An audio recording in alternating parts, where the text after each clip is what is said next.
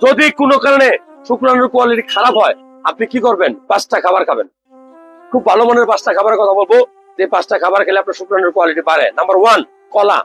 বাংলা কলা খাবেন, কলা পিসি সহ খাবেন। কলা কিন্তু আপনার শুক্রাণুর কোয়ালিটি কি বাড়ায়। নাম্বার 2, ডিম খাবেন, ডিমের কুসুম সহ খাবেন।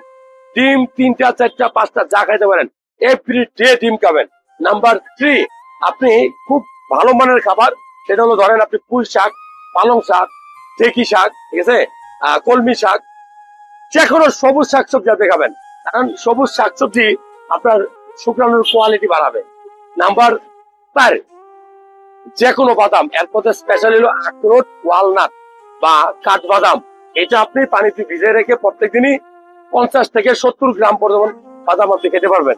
নাম্বার 5 যেটা খাবেন, সবচেয়ে গুরুত্বপূর্ণ, সেটা হলো যে আপনি আগের দিন ছোলা বুট ভিজায় রাখবেন, সকালবেলা ঘুম থেকে উঠে 1 মুঠ ছোলা খাবেন। আশা করি আপনার বীর্যের কোয়ালিটি ধীরে ধীরে বাড়তে থাকবে। তো যারা ভিডিওটা দেখলেন, যদি ভালো লাগে শেয়ার করবেন।